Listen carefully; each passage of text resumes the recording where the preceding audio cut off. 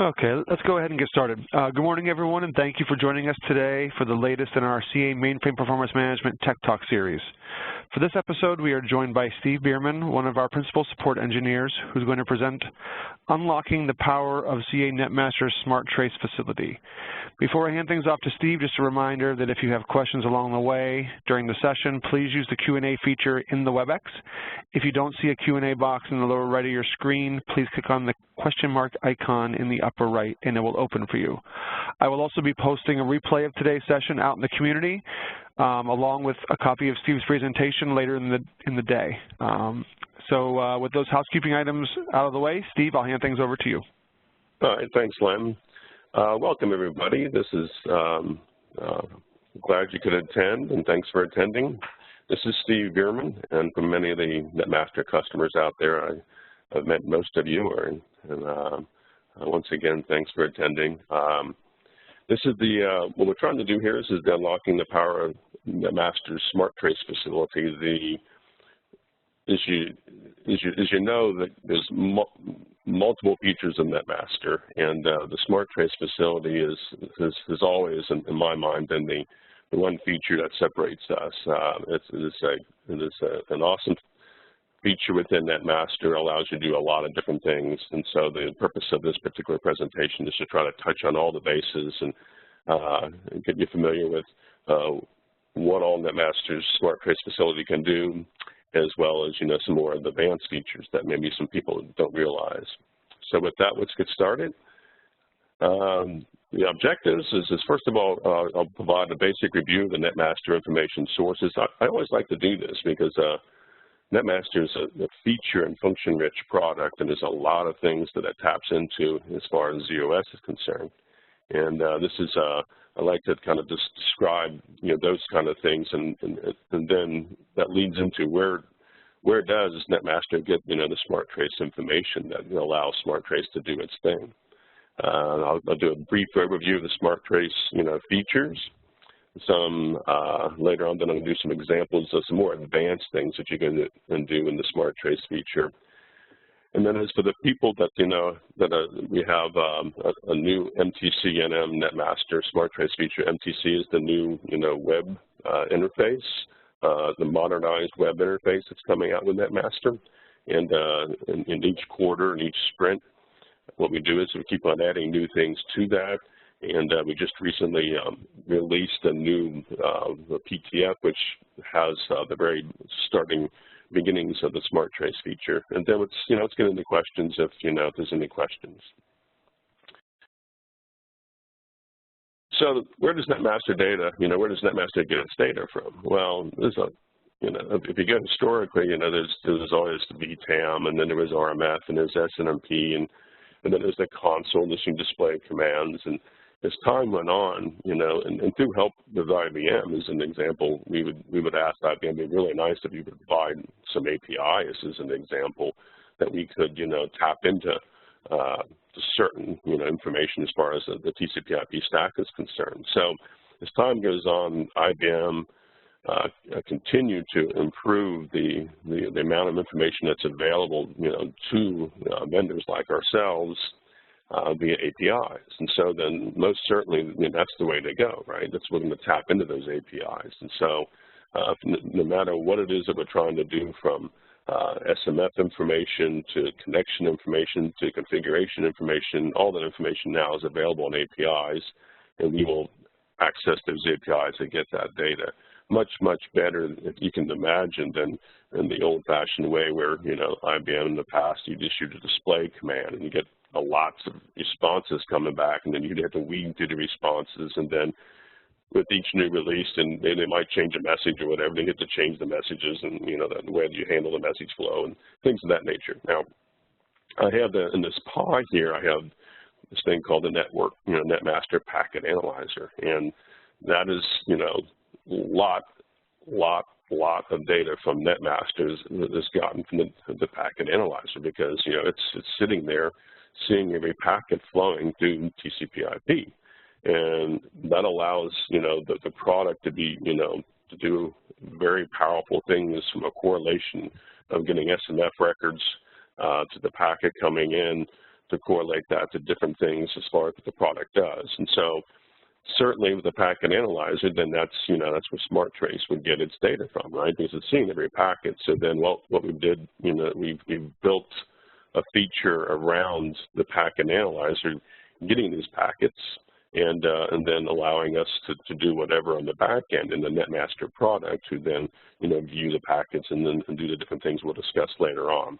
So the packet analyzer is certainly is most of the the data that's coming out of NetMaster today, and most of the really the data that is the valuable data is coming out of the packet analyzer, because it's a real-time thing. It's data that we can use to correlate with a lot of other information, and it gives us that edge that we can basically have a product that in real time give you valuable insights as to what's happening. So with that said, as the old timers in the NetMaster world know, what we did is we had a packet trace hook. We hooked into the TCP/IP stack, right? Obviously, that's something that IBM doesn't really look, they kind of frown upon those type of things. So they came out with a packet trace NMI, and what we've done just recently, PTF RO 8964, we implemented that PTF implements the packet trace NMI. So now instead of doing a hook into the stack, we will now do the packet trace NMI that IBM provides, which is actually what they obviously what they would prefer that we use, and ultimately that's what we would prefer to use as well, because it's a legitimate API that IBM provides. So I'm taking a look at that. So that's 89640, I do believe. So I'm missing a 0 at the end of this. So on that PTF. So for all the folks out there that are still using the old manner, using the packet analyzer, you might want to give this a shot as far as incorporating the new packet trace NMI. Having said that, I will put a caveat on that.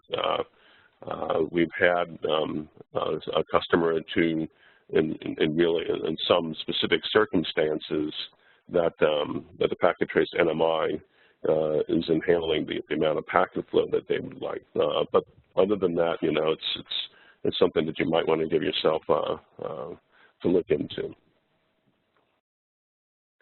So from an overview perspective, what can SmartTrace do? Well, because we're seeing packets flowing through the packet analyzer, we can initiate traces and view those collected packets in the product. So this is all in real time. So because the packets are flowing, and we're saving them off into trace buffers into the NMSSI, right? You can run multiple concurrent traces. It's not like there's just one trace happening, then that's all you can do. You can have as many traces running as possible, okay? One of the things, and they are independent of each other, one of the things, questions we often get is if you have multiple traces running on, let's say, on different things, though, on different ports, or multiple traces running where one of the packets is actually part of multiple traces, I should say. Does each trace have its own, packet, basically saving a buffer off of that packet? And the answer to that is no. What we do is we realize if you had 3 different traces running at the same time, as an example, and one particular packet is actually part of all 3 of those different traces, what it will do is it just saves one copy of that, and then there's a reference point basically from the other traces to that one packet. So then it allows us to save storage as far as what the SmartTrace is doing, in buffers. So we don't have duplicate, entries out there saving off the data. There's this thing we have is it's the most powerful part of the product, and what I'm going to do is I'll give you an example of it later on, but it's the multi-TCP connection trace. It allows us to, whenever a TCP/IP connection starts, it allows us to trace that instance, okay? So when you get situations, right, where you have an application out there that's having a problem, but it's the one-off type of problems, right? It's not like it's happening every single time. This is a beautiful aspect feature which allows you to trace every single one of those connections, and then hopefully that particular one connection that fails, you catch that, and then you'll be able to basically isolate that one rather easily sometimes, and I have an example of that. So predefined traces, right? What you can do is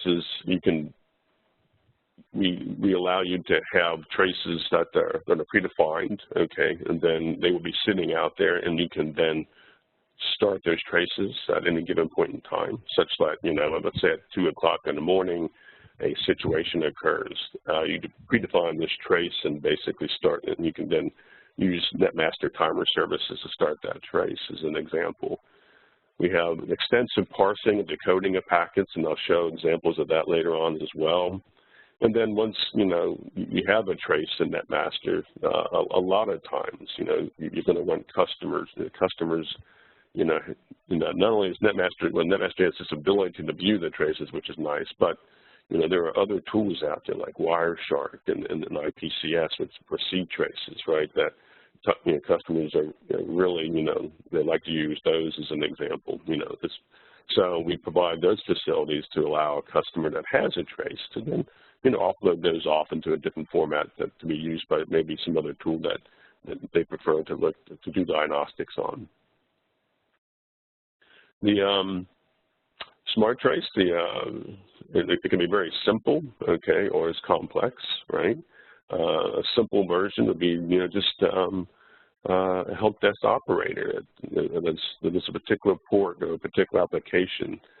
They can do a list connection. The help desk operator doesn't have to know anything as far as packet tracing whatsoever. All they have to know is this thing called the PT command. They just put a PT against the connection, and away it goes. Underneath the covers, we tell the packet analyzer to start tracing that packet, and then the packet traces are out there. Most likely, if a help desk person's doing something like that, what will happen is they start the trace, and the trace will be out there, and then some more advanced, network administrator or somebody like that will be the person then who then goes out there and actually then views the trace. Or they might even, the operator might, stop the trace and export it. They may have those things involved as well to then export it out and send it out to an email to, as an example, to somebody then who actually looks at the details of the trace. The next step in the evolution of, how you can start traces that, the folks that know NetMaster real well, there's a resource monitor, the IP resource monitor, and out of the resource monitor, there's stack, enterprise extender, and address space. So what you can do there is do the PT command against any one of those, right? And then it'll, underneath the cover, start, the trace for that particular, resource. And then we have the IP node monitor that we can start a trace to the IP node monitor, basically using the remote address of the IP node monitor. And then the next step down, down or up of you, is the advanced part, right? /smart. It allows you to do, a lot more advanced tracing. You're in control then of what gets traced.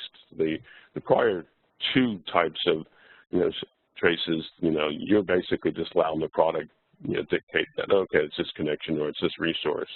With the advanced, which, you're allowing the product then to, what you're doing there, and the advanced is now you're in control. And, what remote host to remote port and all the other combinations to allows you to do the traces. So here's some examples, right? This is a basic TCP connection list, right? You just do /CONNCF, and in this particular case, we're looking for, a local port. 3001 comes up, and an operator is identified that particular connection that we need to trace. Okay, so you just tab down to that particular entity, that line, and do a PT command.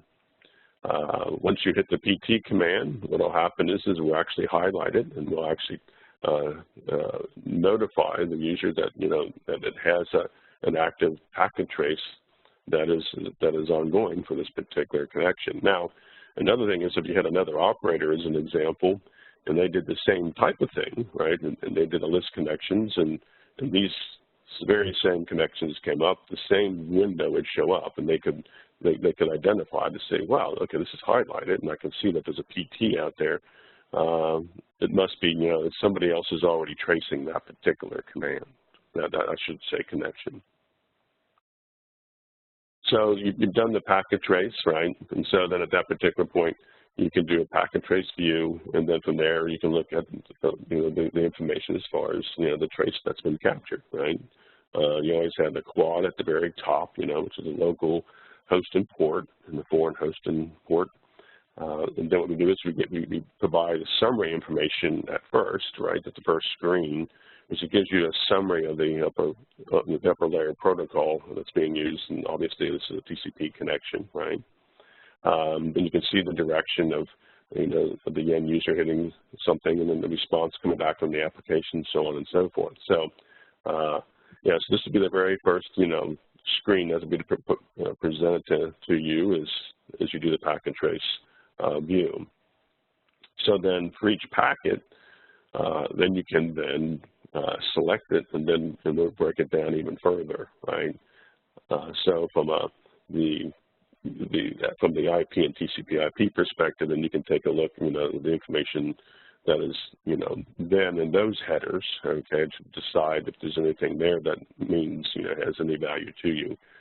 So from this kind of display, what you would do is if you're taking a look at this, you look at the TCP data, you can look at it, and as you can see side by side, EBCDIC and ASCII.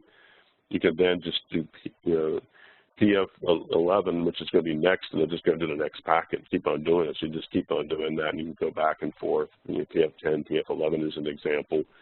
We get multiple PFTs that allow you to format the information differently. And so from this particular point in the product, then you can do different things. And on the command line up there, you can do a print as an example, and print that particular section, this particular what you're looking at out, or you can print all of it out. It gives you the ability to do a lot of different things, as you're in there looking at things.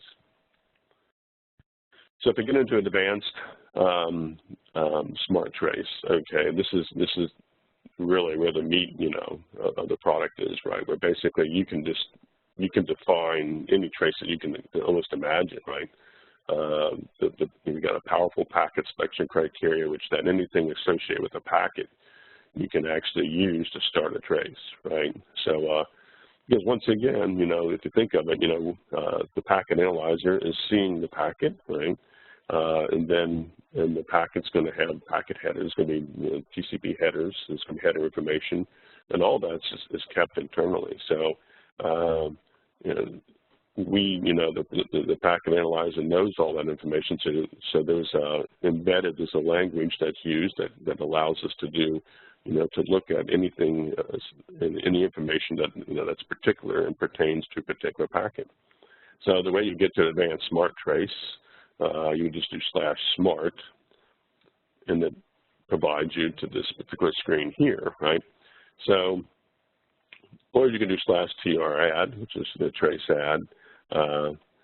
What we provide is some templates for the user to use. There's actually kind of 5 major kind of templates that dictates what kind of trace is being done. There's the TCP trace, which makes sense, a UDP trace, an ICMP trace if you actually trace in pings and trace route activity kind of thing. New general trace, basically it's a general trace that combines everything there is to do with a TCP IP header or UDP header as an example. And then you have a multi-connection trace beyond that. Those are the kind of the 5, that's why it says new, but you start from there and then go and build from there. We do provide a ton of samples of how you would do certain things, okay, to get you started. So basically, if you wanted to trace just an ICMP echo request as an example, which is that ping, which is like halfway down, right? You could just select that. You could then you would copy that. You could save it as another name as an example, and then that would be your basis by which you would do, you know, the SmartTrace definition for whatever you're trying to achieve.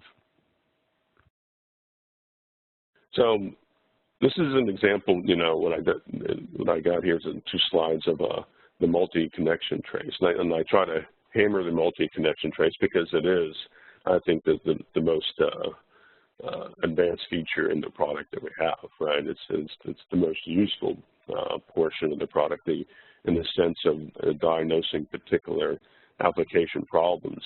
The multi-connection trace, first and foremost, you know, if you're capturing a trace, you know, we allow you to keep up to 9,999 packets, right?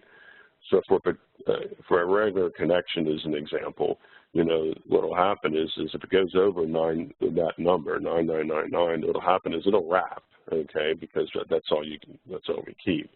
But for a multiple connection trace, we realize that the initial packets for the connection, typically that's where things fail, right? Is the initial, you know, three-way handshake or soon thereafter. So what we do is and this is configurable, by the way, but we will keep the initial packets for the connection around. So basically, if a connection would happen, in this particular case, would happen to have more than, you know, 10,000 packets, we will still keep the initial 20 packets in this particular case for the connection, and then all the remaining packets would wrap, as an example.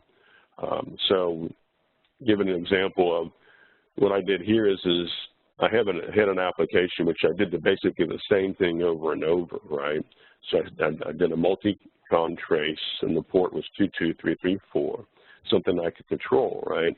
And so I did the same commands for each one. So you can see that the packets 140, 155, 125, right? So this is exactly what happened is we would keep up to 999 of these, by the way. This is how many of these multi-connection traces you can keep, individual traces.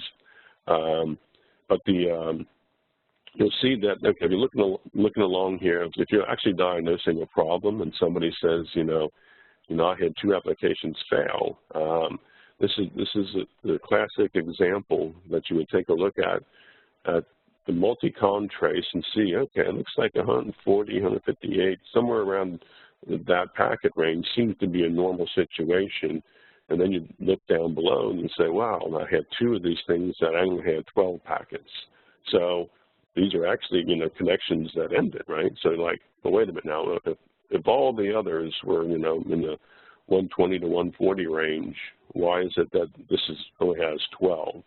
So then what you have at this particular moment in time is you have your problem application, right? You have the problem you're trying to diagnose at that moment in time. So what you would do, obviously, is then all the different things that's available to you. You select it and look at it. You can, you know, save it and export it or whatever it is. So this is the beauty of the multi-con trace in a nutshell. Is that, you know, even if you have 9,000, even if you have 999 of these, as an example, you're going to see from an application, if the application's running properly, they're all going to be very much in the same kind of, possibly in the same kind of, you know, packet range. Now, that's not to say, you know, FTP and Telnet would be a lot different, right? When you're talking about FTPs, those things can vary widely, right? And same thing with Telnet or in other applications. But for an application that basically it's pretty, very focused on something, and maybe a very quick application, this would allow you to just page down and say, oh, I caught it. You know, I caught the time frame, and I caught the application that I caught it at the time that it failed for me, kind of thing. So, yeah, so multi-TCP connection trace, yeah, it's something to keep in mind because it's a very powerful part of the product. Give you an example of some advanced tracing. For those that have used the product, you know that there's always 4 pages, right? The first page is kind of like the criteria page, right? The criteria is the basics of what the trace is how it's going to be started. So there's always the TCP/IP stack. As you know, NetMaster supports multiple stacks per LPAR. We've always done that, so there's no difference here. So if you have multiple stacks, you can specify a TCP/IP stack, and the question mark, as we all know, you put a question mark on the TCP/IP stack, it'll come up with a list of stacks that are available on this NetMaster. The same holds true for the interface name. You can actually trace. NetMaster knows certainly what the interface name is that the packet's flowing over. So you can trace the interface name if you want to get the specifics. So then there's local host and foreign host, right? Or, you actually have those special addresses if you actually want to start tracing the loopback as an example, or the IP protocol used. So this is a general trace, right? This is not the multi-con trace. So then the second page then gets the very, very details of the trace, right? The criteria that you want to use to start the trace. And what you can do there is like I said before, when you have the packet and all the packet information available to you, okay, that means everything is in bounds, right? So you can trace packets with anything, with any value that basically that is in the TCP or UDP header as an example. So you would so this gets advanced, right? This gets you're looking for a situation where you have a particular condition where something is tripping an application to fail, right? So this allows you to get real specific and then capture that event, that packet basically, and start tracing. The packet data, another really powerful part of the product, right? I mean, if indeed is an example, in a particular diagnostic situation, a particular problem situation, that you're looking for some type of value which is causing the application to fail.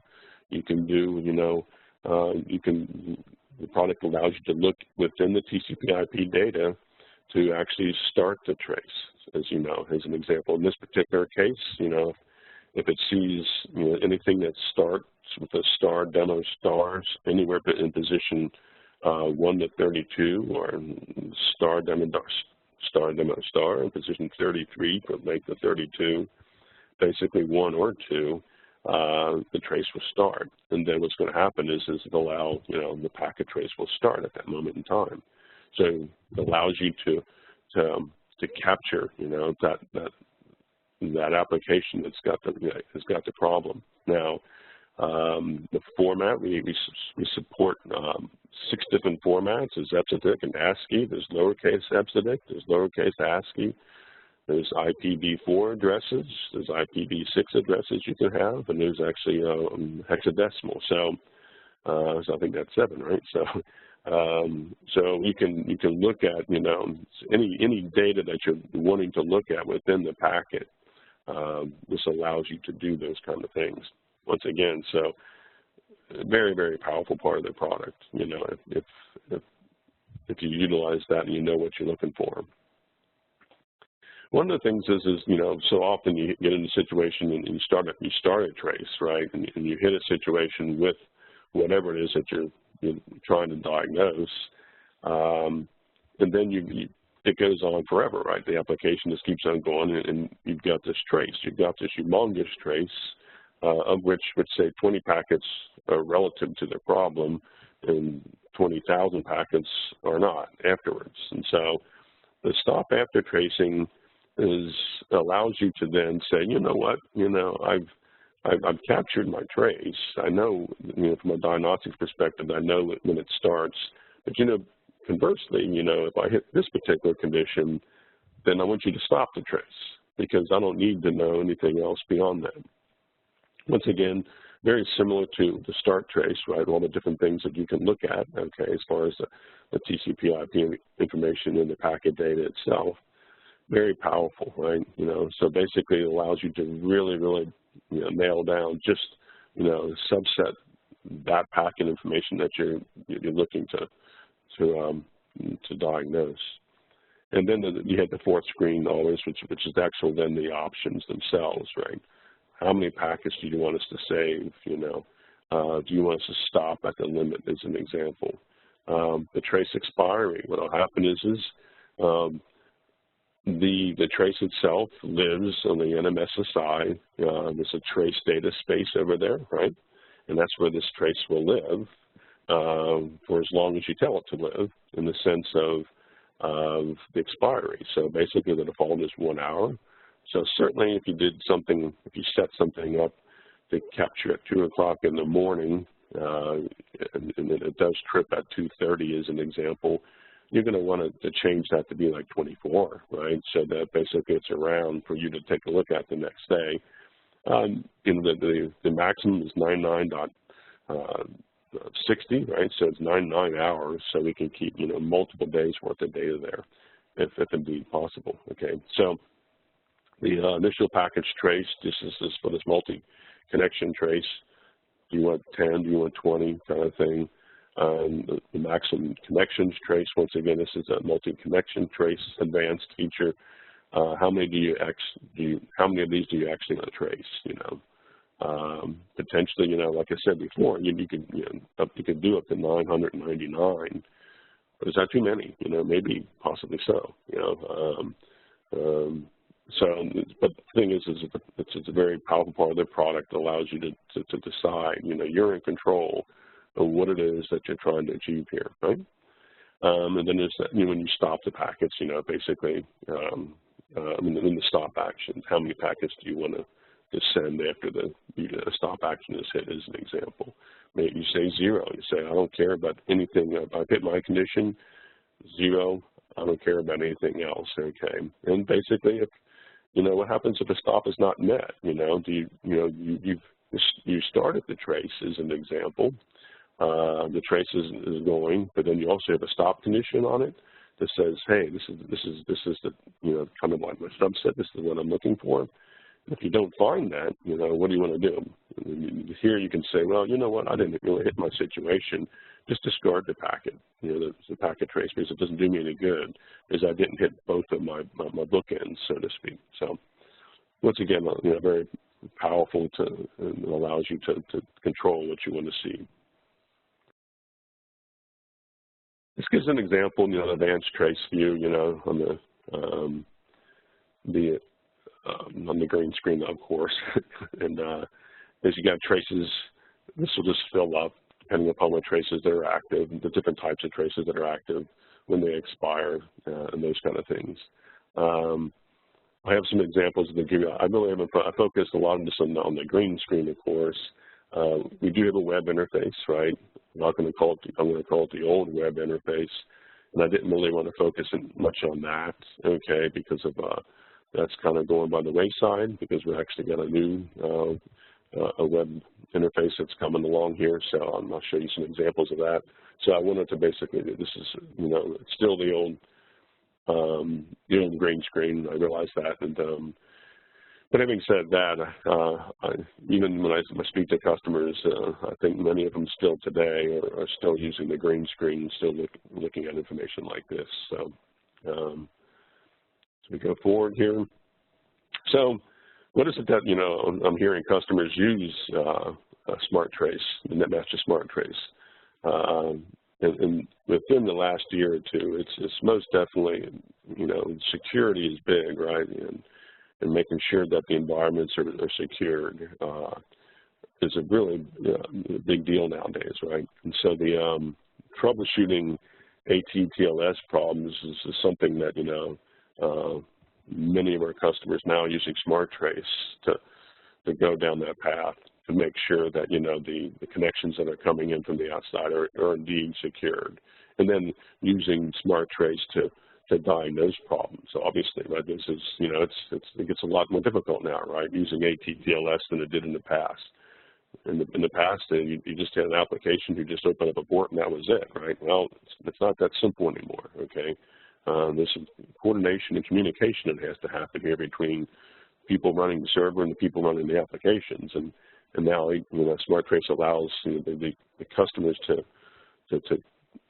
realize and take a look at those particular problems. So what is it that SmartTrace can do? Well, one of the things is when you're talking about secure connection, you're talking about handshakes, right? It's a client correctly starting a handshake process. Okay, I mean, you've changed something on the server potentially, right? Somebody has, okay, a cipher certificate, whatever it happens to be. And what about on the client side? Do they know? And they've been told that. And they've been basically updated their applications to play by the rules. So basically, as a client starting the handshake process appropriately. What about the correct certificate? Is that being used? What about the protocol? We get situations where customers, things are moving, right? The used to be TLS, used to be SSL, right? Just 2 years ago until SSL fell out of favor with all the problems it had, and then there was TLS version 1.0, which is basically SSL. Then it became 1.1, there's 1.2, and these things are not going to stop, right? And so,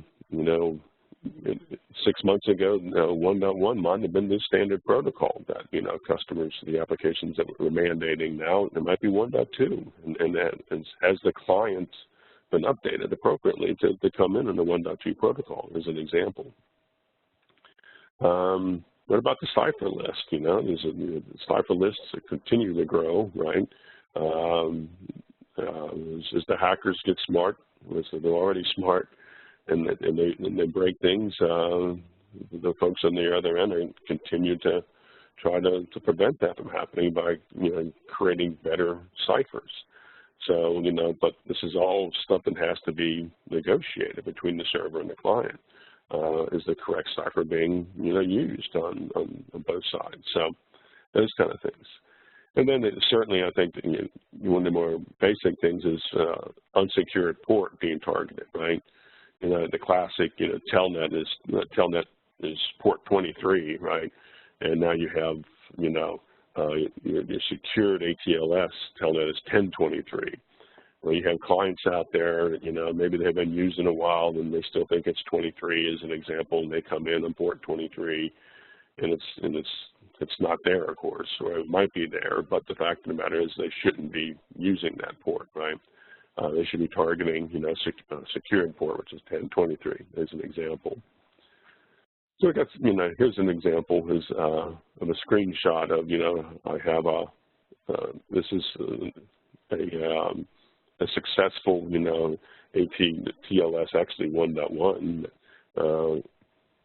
session that came in, and the summary is really nice. The NetMaster breaks it all down for you, and you can take a look and see, oh, well, okay, I can see that the client came in with the TLS 1.2 with the handshake. The server responded and said, well, I'm TLS 1.1. We might still be able to work something out here, and provided the hello certificate. The handshake came back on the client side, and said, yeah, okay, that's fine. And then the cipher, they looked at the ciphers, they communicated the ciphers together, and basically, ultimately, if you take a look at the very last, at the end, everything worked out fine. Right? And now, in the situation where you had a failure, unfortunately, I tried to, I looked for one, I tried to get one, I couldn't do it, but I wanted to get an example of something that had failed, and basically in the same kind of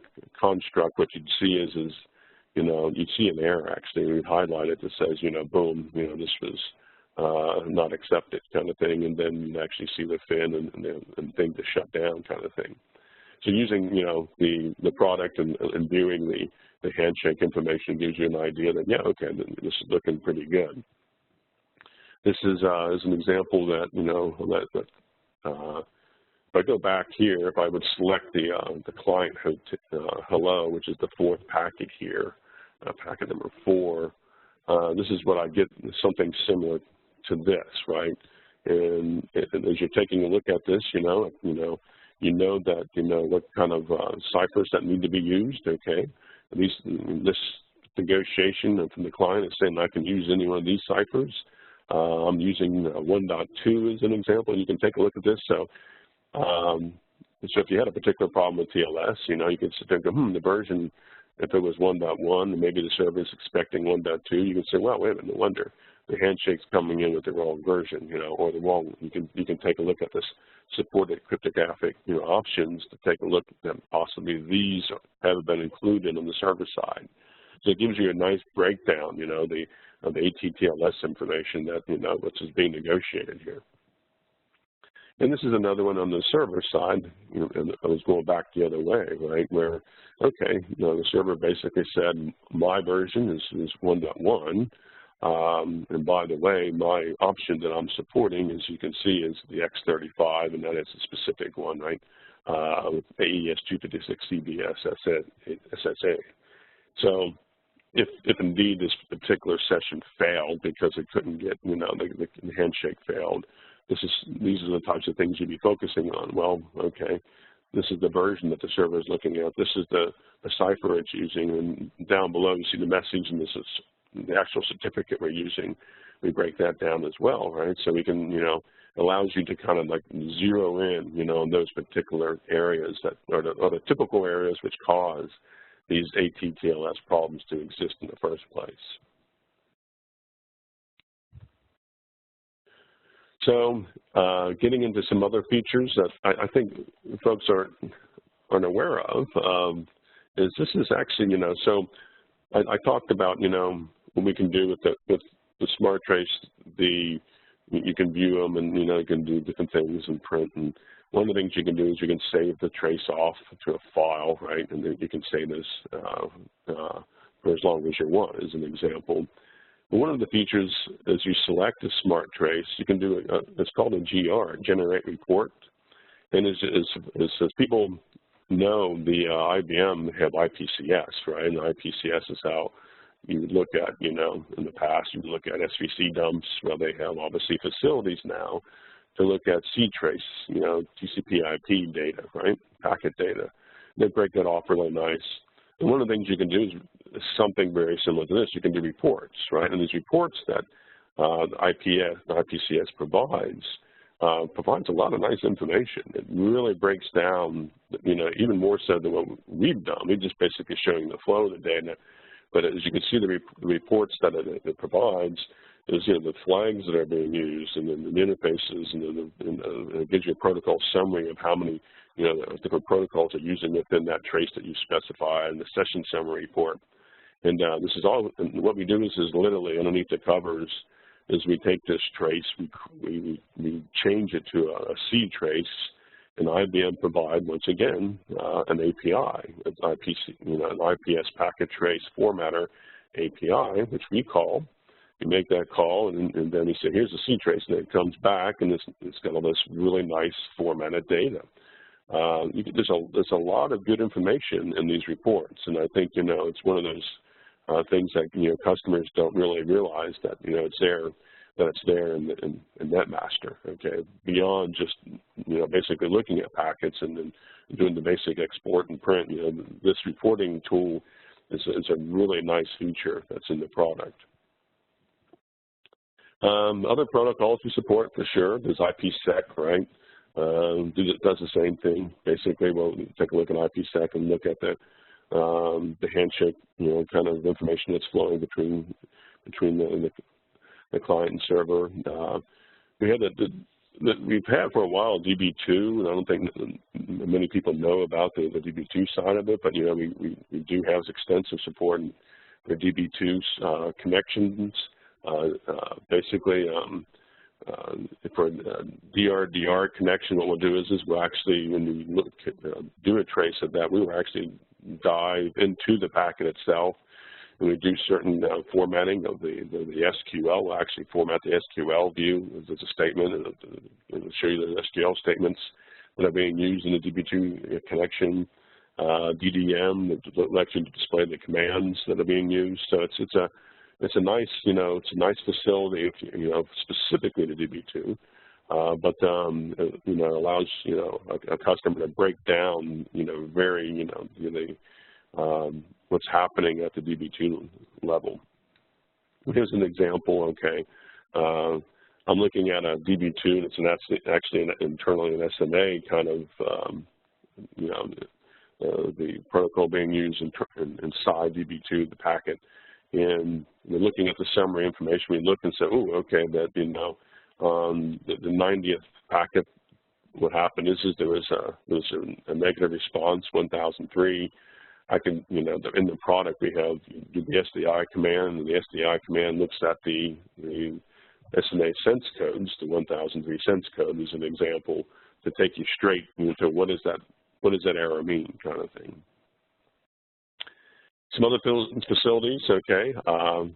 Certainly I talked about many of these, but you can export to CTrace, which is what IBM would provide, actually not I provide, but prefer, I should say.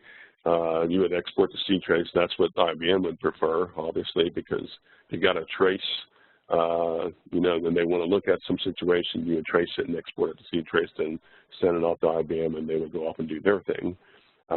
Very popular is exporting to live PCAP, right, which is basically Wireshark, but there's other tools as well, okay.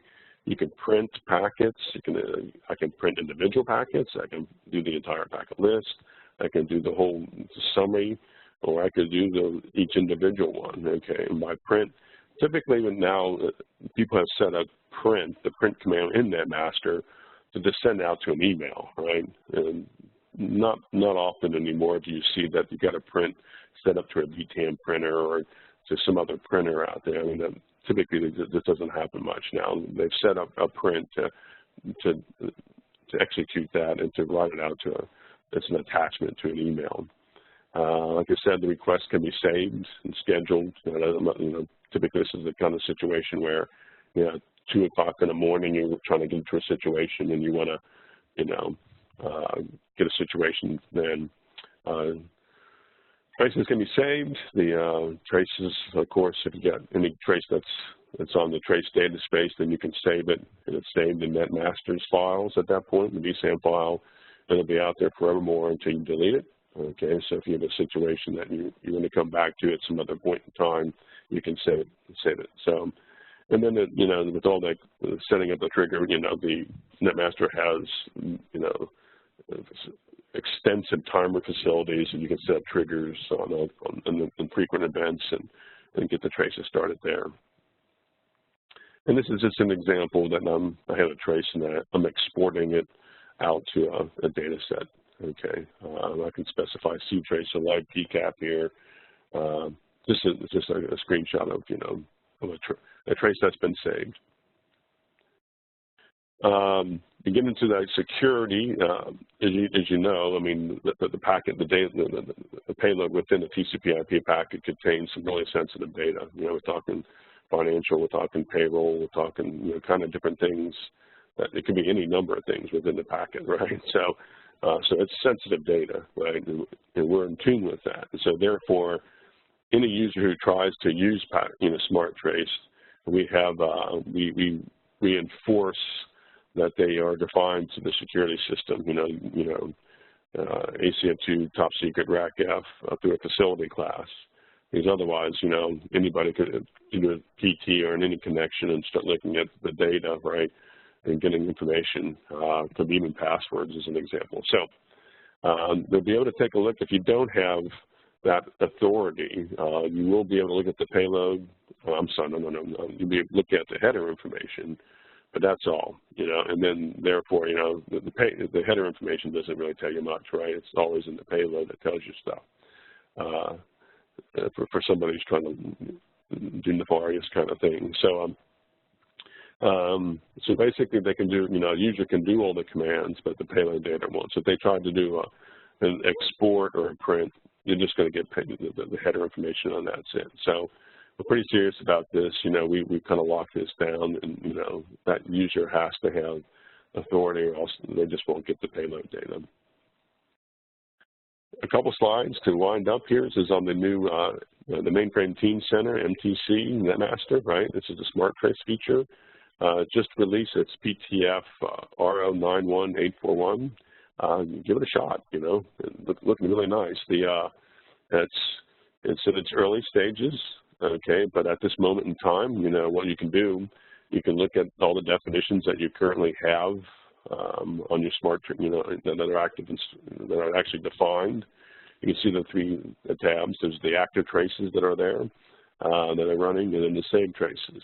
So yeah, so we just you know, as we go along, we continue to improve what you can do with the SmartTrace, okay, and allow you to do the different things. But with this PTF, this is the first kind of iteration, the first sprint of what we provided with the SmartTrace. One of the things you can do is be taking a look at a saved trace. All right, you can then you can view, you know, I can review this, I can view the trace, I can rename it, I can delete the trace. Viewing it is basically allowing you to obviously, you know, just give you a nice view of the data, the packet data, the flow, and with the MTC-NM, for those that are not aware of what's happening with that, this is allowed. It's a modernization effort. Allows you to look at this data through any mobile device, you know, your iPad, iPhone, Android phone, any supports all browsers. So it's the future of NetMaster in that regard as far as the web interface. So I said give it a shot. So please download the PTF and build the corresponding PTFs and give the MTC-NM a shot. So that's all I have at this moment. If we have any questions, please, I'm here to answer any questions. Thanks, Steve. That was great. So far, we don't have any questions in the Q&A. Everybody, if you have any questions for Steve, please use the Q&A box in the WebEx.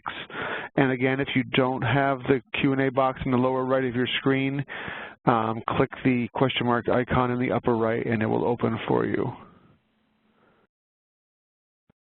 Hey, Lynn, this is Cindy. Cindy Peak. I'd like to. Yeah, thanks. Thanks, Steve. That was great information. I wanted to let everybody know this is kind of part of an ongoing Tech Talk series we have on our performance community.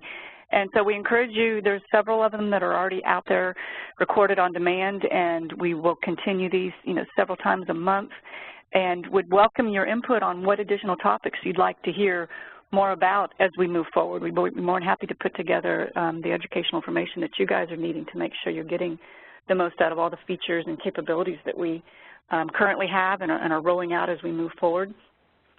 So we encourage you to ask questions there as well. In addition, if you wanted to get more one-on-one interaction with Steve or other members of the product teams or engineers via the community site. And we did have a question that had come in before, Steve. It was related to the multiple TCP connection trace. Is there a limit to how many traces can be active at one time? Yeah, as you can imagine, any trace that you do in NetMaster, like I said before, it is being saved off in the packet trace data space, right? The details are such that, you know, the NetMaster SSI, the NM SSI, actually has 4 distinctly different data spaces that it uses for different purposes, and one of them is the packet trace data space. And depending upon how many traces that are active, obviously they're being used and then using of that storage. So, you know, while you can have, let's say as an example, you know, the max is 999 multiple connection traces that can be occurring. You have to realize that if you have that many traces that are happening, and then let's say for each one of those, you're saving 20,000 max packets for each one of those, that's going to take up quite a bit of storage, right? So you have to be cognizant of the fact of where this is happening from. So depending upon how much you're tracing, the NM SSI, you know, packet trace data space is being used, and the size of that dictates basically how many overall traces and how many overall packets can be saved. So certainly if you had a situation where you're tracing 999 multiple connections, and each one that you're tracing has 20,000 packets, you might run out of space. So what will happen is there'll be a message that comes out of the packet analyzer. It says, oops, I've run out of space here. You've hit the limit. So So what I'm saying is there is a limit. It is in the NMSSI packet analyzer trace data space, and you have to be aware of that. It's not like it's unlimited. There is a limit that how many packets that can be saved in the packet trace NMI. Great, thank you.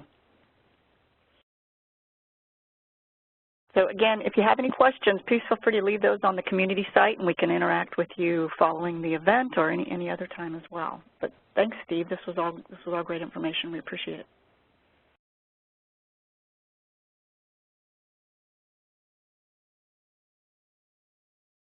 Anything else? All right. If we don't have any other questions, I guess we can wrap up for the day. Steve, thank you very, very much. This is a great session for the customers. And to everyone else, thank you for your time today, and we'll see you in the community soon. Thanks, Len. Thanks, everybody. I look forward to hearing from everybody once again at some point. All right. Goodbye.